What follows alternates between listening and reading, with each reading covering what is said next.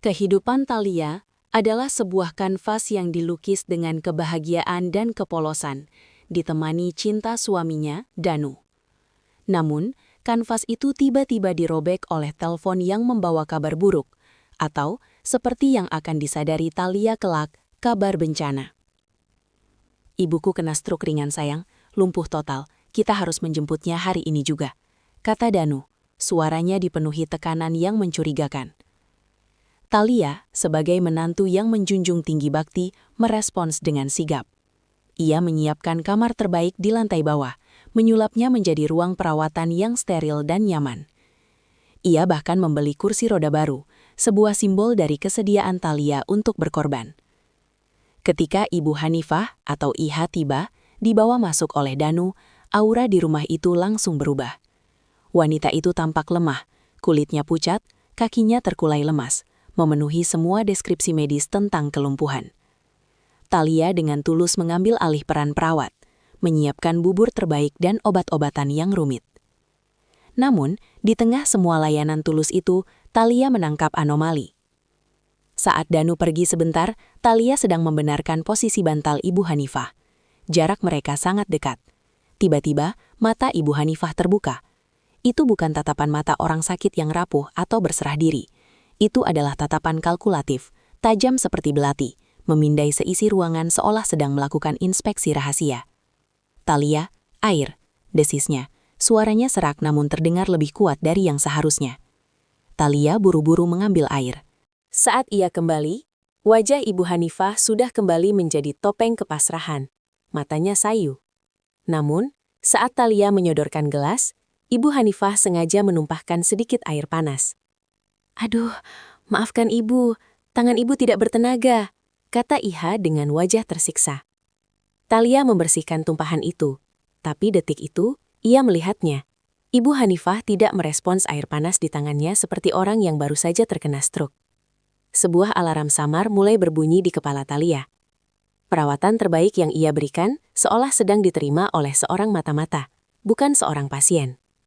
Sejak kedatangan Ibu Hanifah, kedamaian rumah tangga Thalia telah digantikan oleh ketegangan yang menyesakan. Malam-malam yang biasanya hening, kini dihiasi oleh sebuah misteri yang menakutkan. Thalia sering terbangun tepat di tengah malam, bukan karena mimpi buruk, melainkan karena suara yang jelas, langkah kaki berat yang ritmis, menyeret, bergema di ruang tengah lantai bawah. Suara itu seharusnya mustahil. Ibu Hanifah lumpuh, dan kamar mereka ada di lantai atas.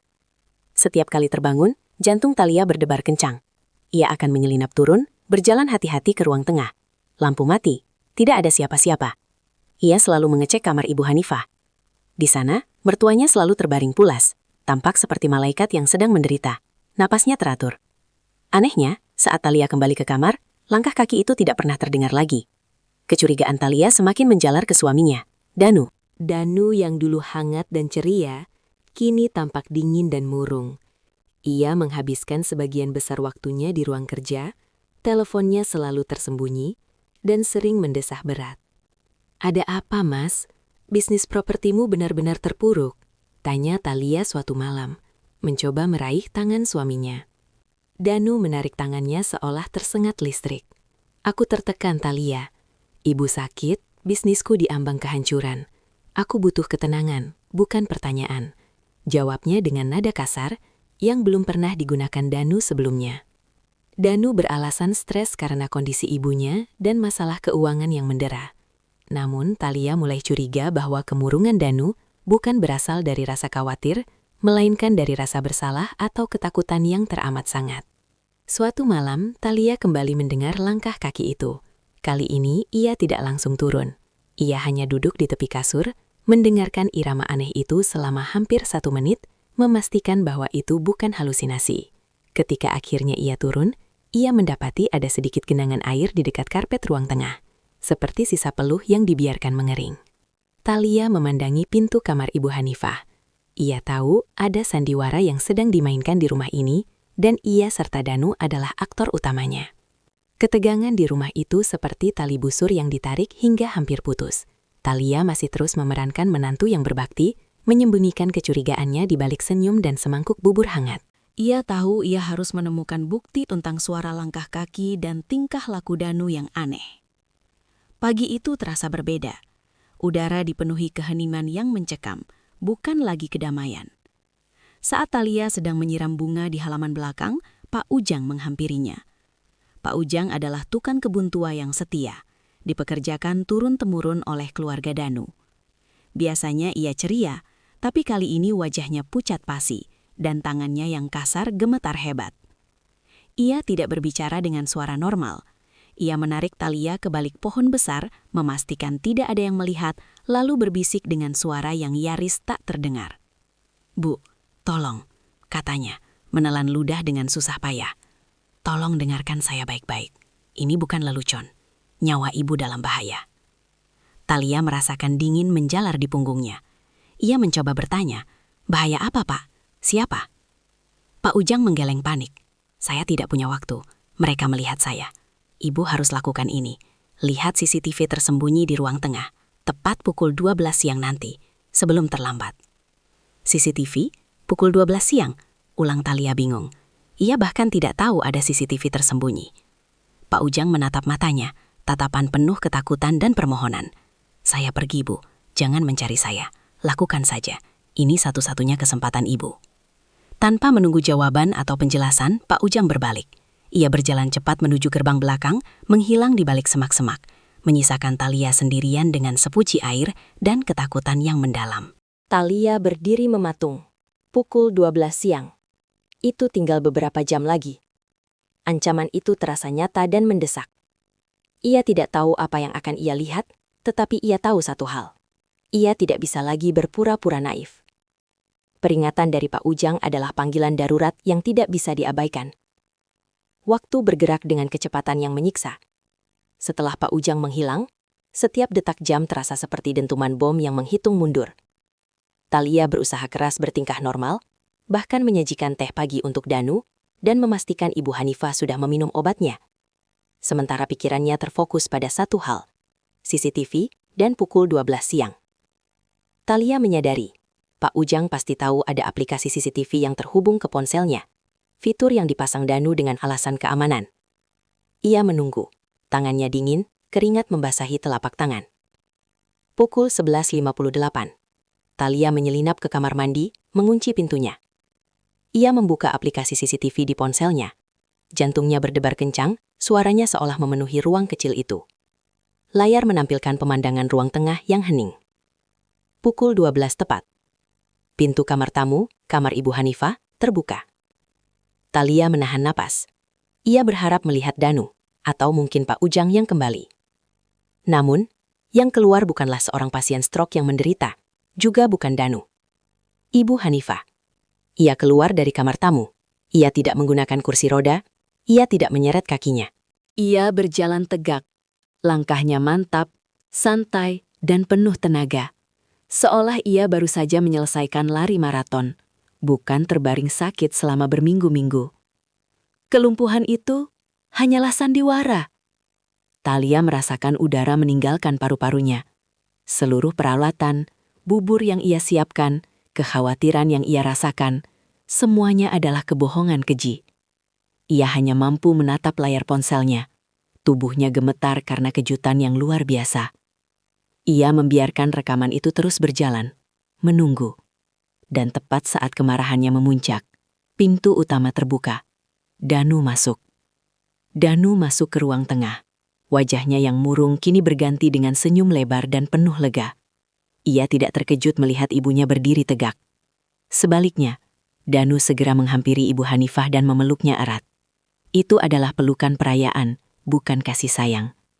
Thalia, yang masih terkunci di kamar mandi, menahan tangis dan napas. Ia mengaktifkan fitur audio pada aplikasi CCTV. "Berhasil, Bu. Thalia memang menantu paling bodoh yang pernah ada. Dia merawatmu seperti perawat pribadi," bisik Danu sambil tertawa berbahak-bahak. Ibu Hanifah membalas tawa itu. Suaranya yang dulu serak kini nyaring dan sinis. "Tentu saja, kepolosan Thalia adalah aset kita. Danu, bagaimana dengan racikan barunya?" Jantung Thalia serasa berhenti berdetak. "Racikan? Sudah kucampurkan ke minuman herbalnya, Bu. Dia minum setiap malam tanpa curiga." "Aku bilang, itu ramuan penenang agar dia tidur nyenyak setelah mengurus ibu sepanjang hari. jawab Danu. Nada suaranya enteng, seolah sedang membicarakan cuaca. Ibu Hanifah berjalan menuju dapur dengan langkah pasti, membuktikan kelumpuhannya adalah ilusi total. Bagus. Tapi kita harus mempercepatnya, Nak. Bisnismu sudah di ujung tanduk. Aku sarankan dosisnya dinaikkan mulai malam ini. Kita butuh dia pergi sebelum akhir bulan. Dinaikkan? Apa itu aman? Tanya Danu, terdengar sedikit ragu. Aman dari kecurigaan, Nak. Obat itu akan bekerja cepat. Efeknya sama persis dengan serangan jantung mendadak. Talia meninggal secara wajar. Kita dapat warisan, dapat asuransi jiwa besar, dan semua utangmu lunas. Skenario sempurna. Talia menjatuhkan ponselnya ke lantai tanpa suara. Pikirannya kosong dari kesedihan, digantikan oleh gelombang kemarahan yang dingin dan mematikan. Mereka bukan hanya menipu, mereka meracuninya. Suami yang ia cintai sedang merencanakan pembunuhannya sendiri. Talia menenangkan diri. Menangis, pingsan, atau konfrontasi bukanlah pilihan. Pengkhianatan yang ia dengar telah mengubah Talia yang naif menjadi seorang pejuang yang cerdik. Ia mengingat-ingat lagi pembicaraan Danu dan Ibu Hanifah, menggali motif yang membuat mereka begitu keji. Danu terlilit utang miliaran rupiah karena kegagalan bisnis dan diperburuk oleh gaya hidup mewah Ibu Hanifah yang penuh utang kartu kredit. Mereka mengincar harta warisan saya, bisik Talia pada dirinya sendiri. Kini mengerti. Ia teringat cerita kakeknya tentang tanah lembah hijau, sebidang tanah yang tidak pernah ia pedulikan karena ia menganggapnya terpencil. Tapi ternyata, tanah itu menyimpan sumber mata air murni bernilai fantastis dan sedang diincar oleh perusahaan multinasional besar. Tanah itu adalah tiket mereka keluar dari kemiskinan dan utang, tapi hanya jika Talia, ahli waris tunggal, meninggal dunia. Mereka butuh aku mati secara wajar, gumam Talia. Tatapannya kini keras dan fokus. Kemarahan Talia telah mendingin menjadi strategi. Ia tahu, jika ia lari atau lapor sekarang, mereka akan menyangkal semuanya dan bisa saja melarikan diri. Ia tidak punya bukti fisik, hanya rekaman audio yang mungkin bisa dibantah di pengadilan. Talia menarik nafas dalam-dalam, mengunci sandiwara baru di wajahnya. Ia akan berpura-pura tidak tahu sama sekali. Ia akan terus menjadi Talia yang lugu dan berbakti.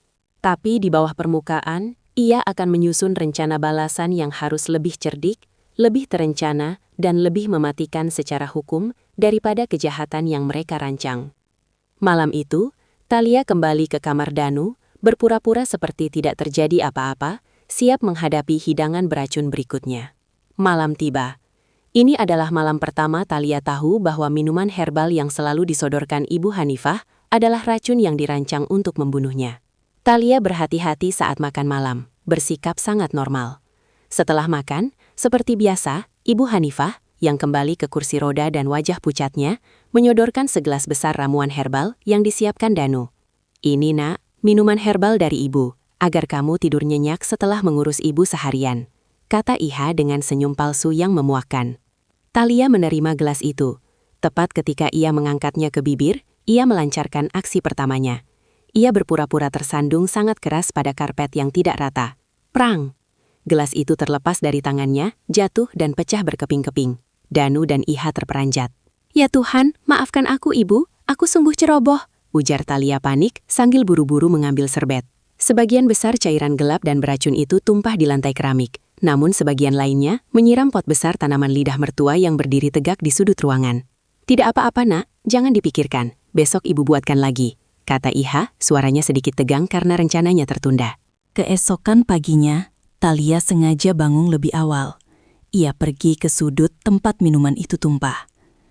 Tanaman lidah mertua yang dikenal tangguh dan hampir tidak bisa mati, kini menunjukkan reaksi dramatis.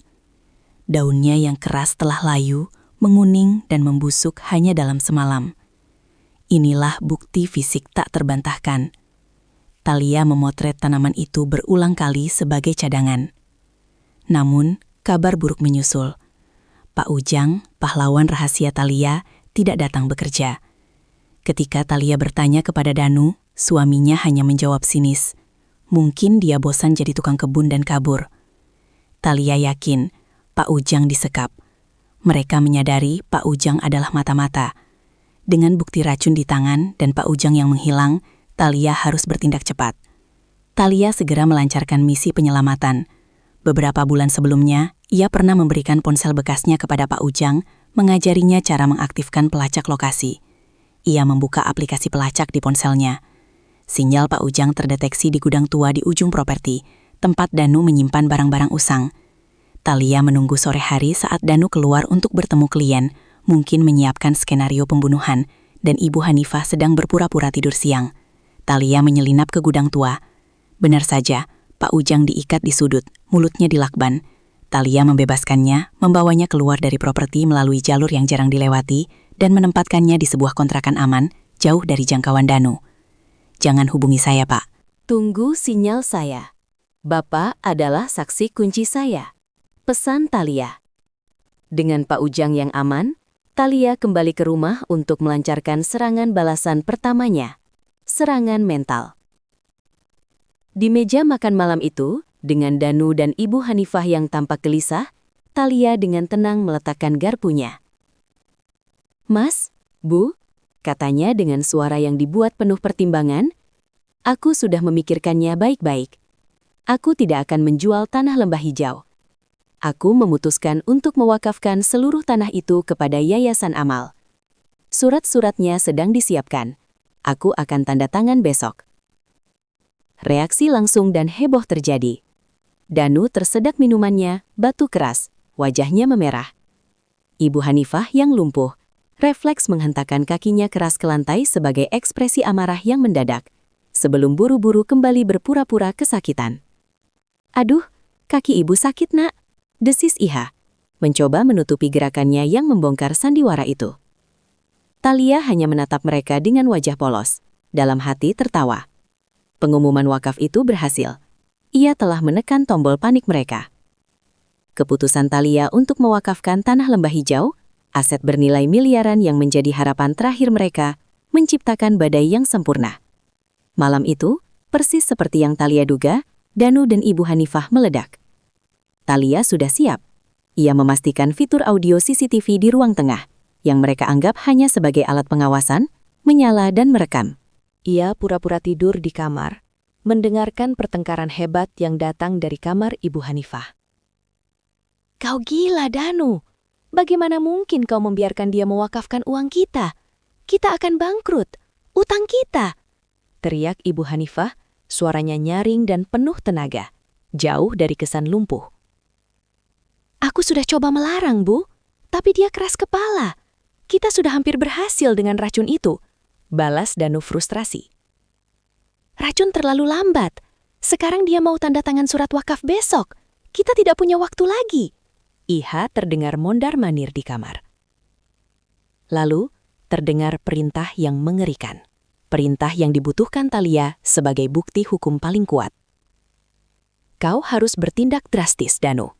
Bunuh dia besok malam. Kita tidak bisa menunggu racun bekerja. Buat skenario perampokan atau lebih mudah, dorong dia dari tangga. Sebelum dia menandatangani surat wakaf itu, Thalia harus sudah tiada." "Baik, Bu, aku akan atur. Kecelakaan di tangga. Sepertinya lebih meyakinkan," jawab Danu dengan suara yang kini dingin dan penuh tekad. Thalia mendengarkan seluruh rekaman itu dengan mata terbuka lebar. Dalam kepanikan mereka, Danu dan Ibu Hanifah telah merinci rencana pembunuhan berencana secara verbal, lengkap dengan motif dan metode. Thalia kini tidak hanya punya bukti penipuan dan peracunan, tapi juga bukti kriminal yang sempurna. Ia memindahkan rekaman itu ke penyimpanan cloud. Pertarungan sudah berakhir, kini tinggal eksekusi rencana penangkapan. Keesokan harinya, Thalia melancarkan tahap akhir. Ia menghubungi Pak Adrian, pengacara kepercayaannya, dan meminta bantuannya untuk menyiapkan jebakan. Bersama Pak Adrian, datanglah dua orang yang menyamar sebagai asisten notaris, namun sebenarnya adalah polisi yang menyamar. Thalia membatalkan rencana wakaf itu dan berpura-pura menyerah pada tekanan Danu. "Mas, aku sudah memikirkannya. Aku tidak akan mewakafkan tanah itu. Aku tahu kamu sangat tertekan dengan utangmu.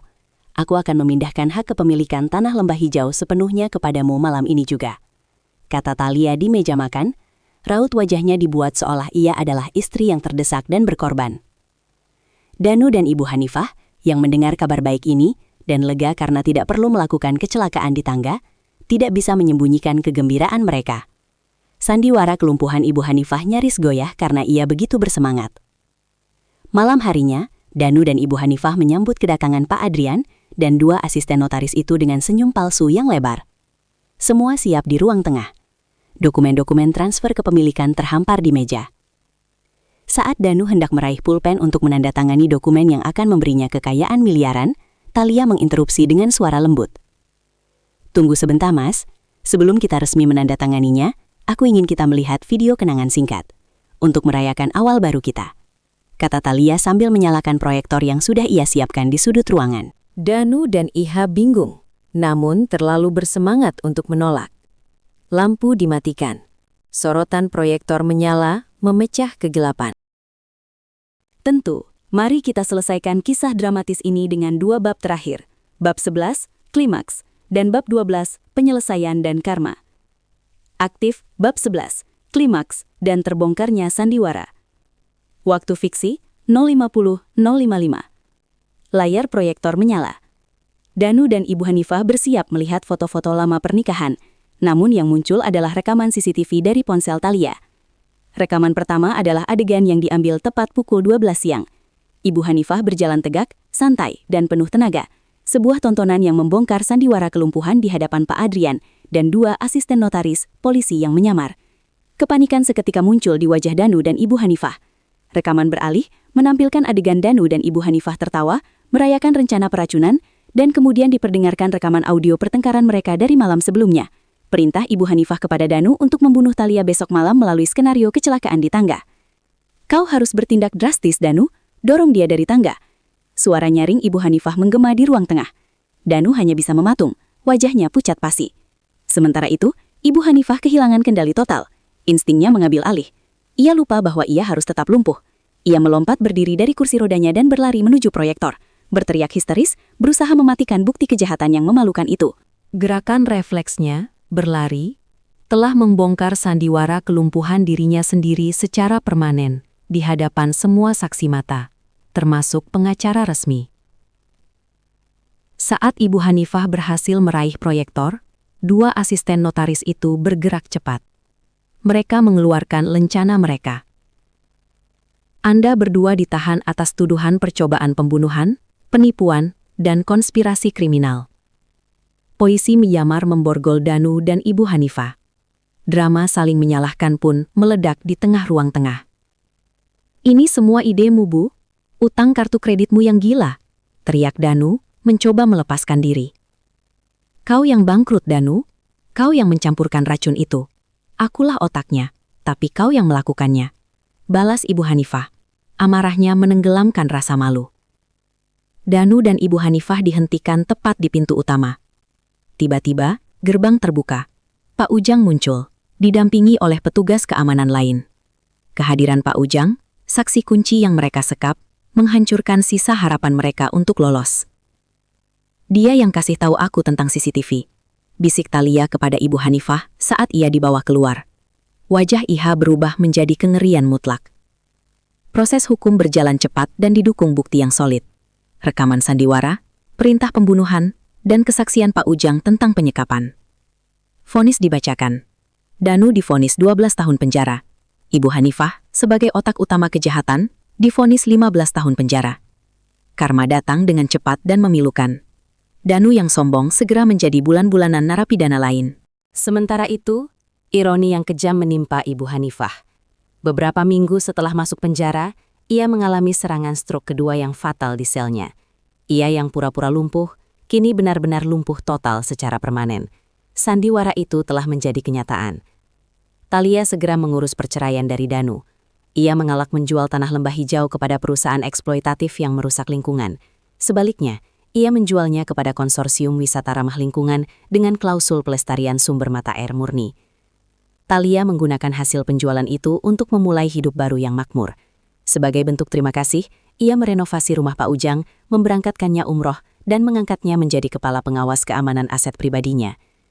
Thalia kini berdiri di atas kehancuran rumah tangganya, bukan sebagai korban naif, melainkan sebagai wanita merdeka yang cerdik dan makmur. Ia mengubah kutukan menjadi berkah, menemukan kedamaian dan kebebasan sejati yang tidak ternilai harganya.